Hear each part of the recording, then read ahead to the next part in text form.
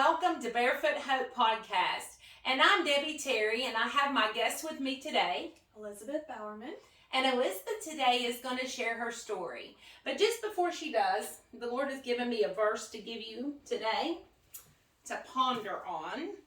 And when I read this, I thought about my sister Elizabeth here, and I thought about just the trials and errors and things that we go through and coming from those trials into freedom.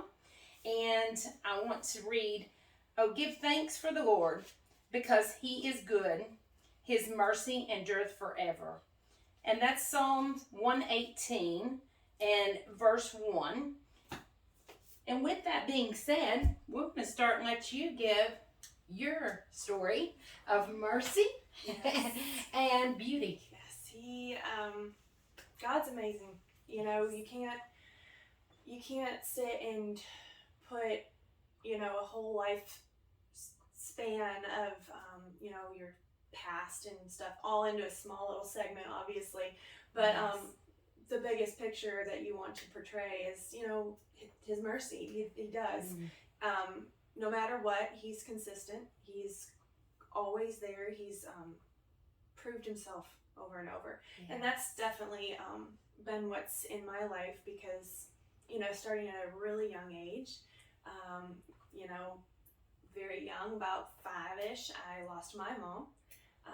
And I was, kind of too young to really realize that there's a lot going on, change and shift and stuff. But that's the first, major part of, the trials of my life. Yes. Even though it's, a beautiful life, it's yes. It started young. And I think I knew at that point that, my life is definitely different. And I kind of took pride in that. Yes. Growing up, I was like, I'm unique, but you claim it, which is good. It is. Yes. It's better than running from it. Right. Yes. Just own it. And just kind of looking for the blessings and all that. But that left, me and my 3 other siblings and my dad, alone. And he did the best he could do to raise us. Yes. It's not easy. Right. He did remarry, about 3 years later, to my Sunday school teacher and my first grade school teacher, because we were in a very conservative Christian church / school system. Yes. And, life kind of restarted a little bit. We all kind of fell into a new routine, and tried to figure out our belonging.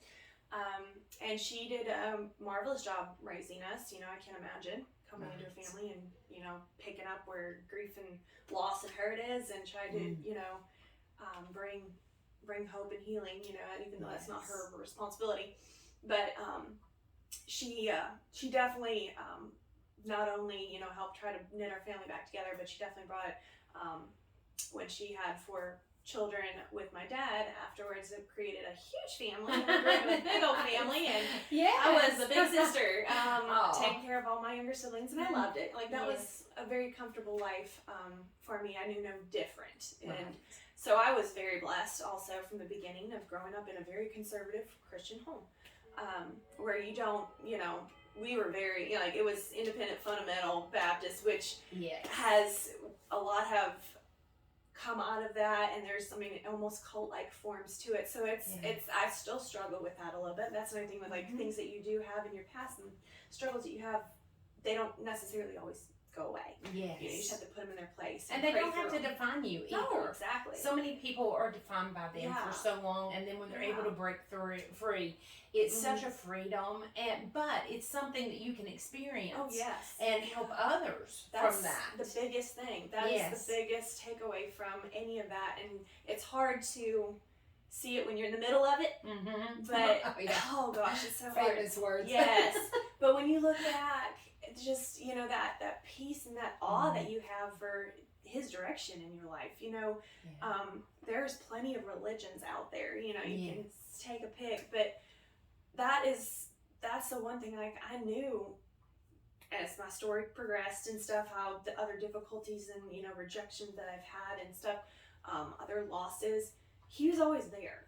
Yes. And I could throw away the religious aspect, I could throw away the cult upbringing aspect, I could throw away anything and everything, but he was always there. Yes. And he was that patient peacemaker inside of my soul. Like, and I just, you know, you, especially when you go through trials and tribulations, you definitely cling to something, anything at that point. And relationship. Yes.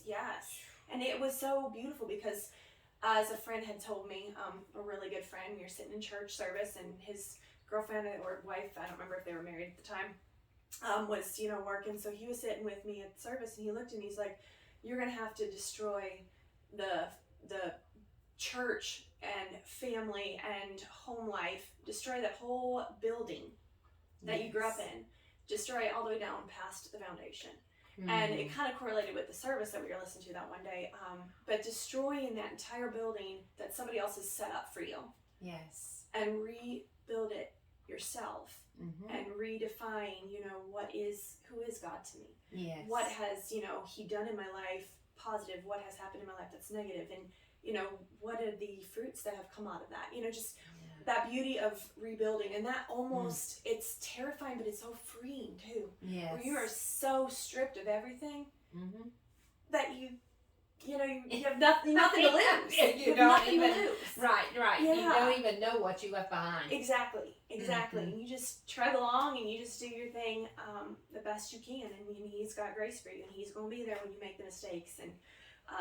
And he was there, you know. Like I said, I grew up very conservative, very hidden in a bubble, you know, didn't a lot of, everything was rules and regulations. Right. And no freedom. And even though we were heavily religious and in a Christian sect and all that, grace was not at all shown or taught or anything. Explained. Yeah, exactly. So it's hard to have grace for myself. It's hard to have, you know, I've learned what grace is. And but everything was so black and white, and there was no gray area. There was no room for, you know, fudge room or anything like that. You really, if you did wrong, it was heavily chastised, and if you did right, you were praised and brought up, you know, to the hierarchy. You know, it's just it was all just an outward form and very little on actual application in your life. Yes. So I was a sister mom. I raised my younger siblings while my mom would be pregnant with the others, and it was very much a life of, you know, controlled environment, and I was stifled, and all the way up to, you know, 26 years old, still a stay-at-home daughter, as, you know, I think there was in that purity culture heavily encouraged, you know, you stay home and you stay, you know, safe under your dad's rule, which works to some degree, but when it is taken in a narcissistic and controlling and very abusive form, that's not okay. That's not Jesus. That's right. Yeah. So that's not the love of our Father. No. So everything was hypocritical. You're seeing and reading things in Scripture, and you're looking at the lifestyle, and it's like it's not lined up, even though it should be exact. Yes. You know, I am the good Christian girl. You know. Yes. It's been interesting to kind of look back at that and how much I have grown. But you know, during that time of being the stay-at-home, you know, daughter, and you know, taking care of the household, and you know, doing all my chores and my jobs all the way up to 26 years old.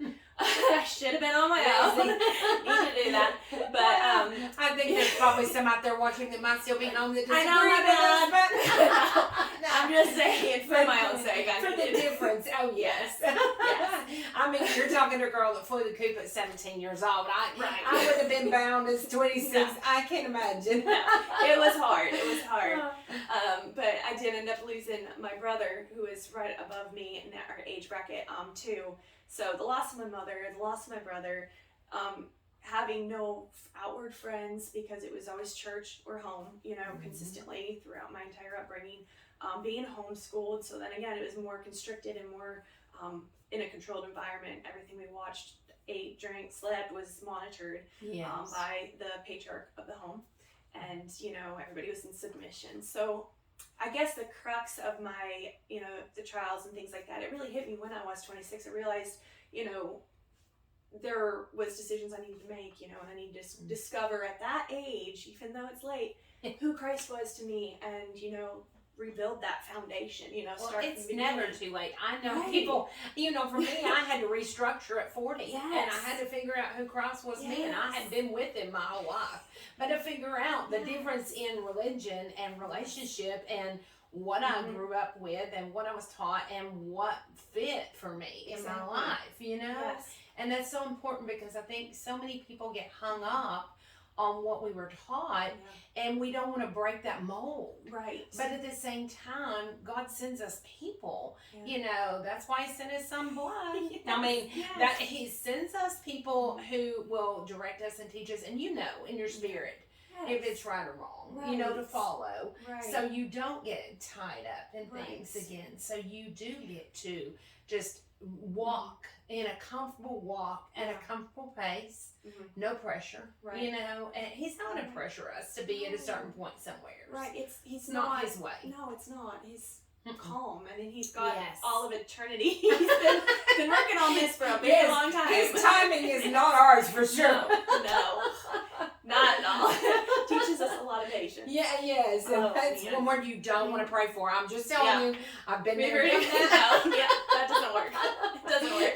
You get all the trials and tribulations. Just go in and just learn the word patience and read all about it. And and just try to apply it to your life. That's right. But so it's so cool to just realize that it's not, I mean, we have scripture as the guideline, but it's also throughout the ages. Yes. And yet what was good back then is still good today, but we do have a different world we live in, a different culture. We have different types of struggles. We have different, we definitely have more technology, and that's a danger of its own. And just, it is good, no matter life forcing you to reevaluate your spirituality and your, plans and your future and stuff.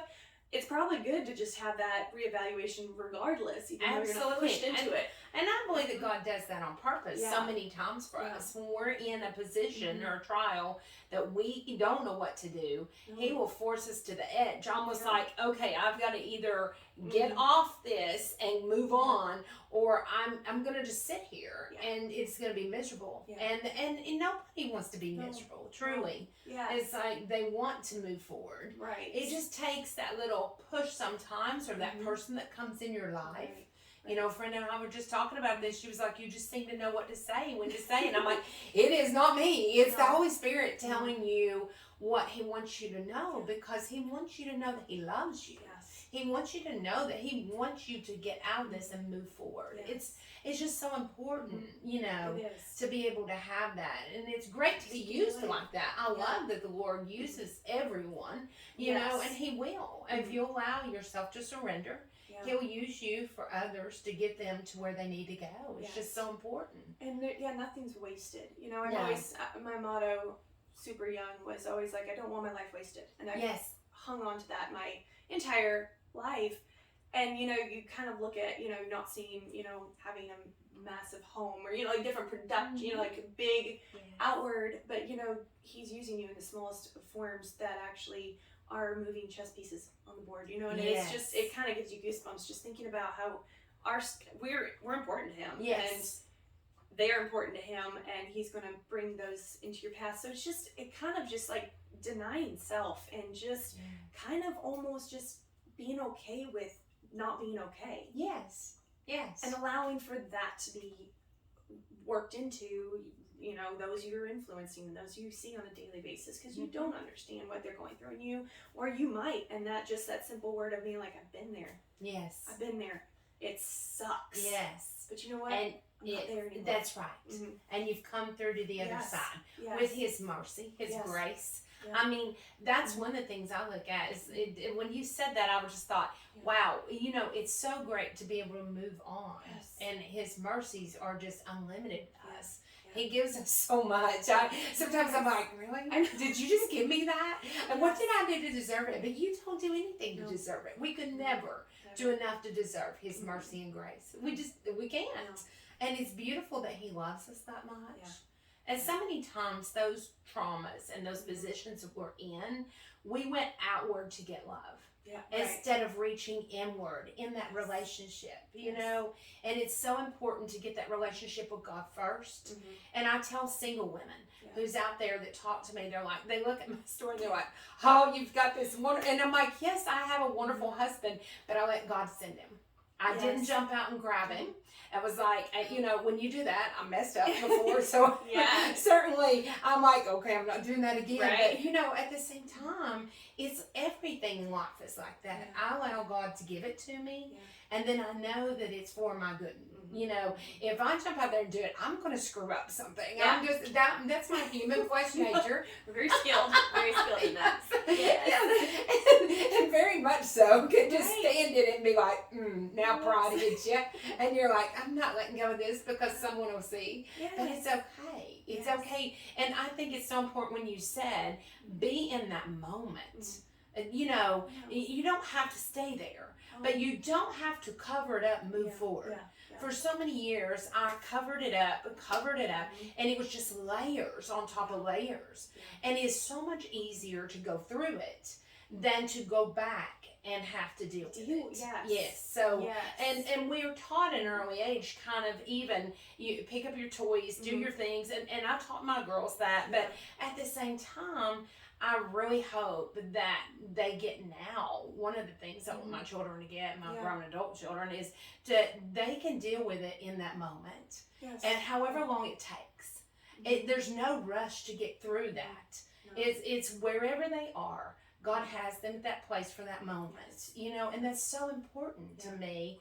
And I know other parents who's talked about it lately because we didn't really know that. When I was a kid, you fell down, you're okay, get up, move on, and you begin at an early age, even with your boo-boos, to cover up, and I'm okay, I'm jumping up, I'm fine, and you learn that strategy throughout life when really you're not fine. You need that period to, whether it be grieve, mourn, whatever it is, to hurt, just to sit back and be still, even.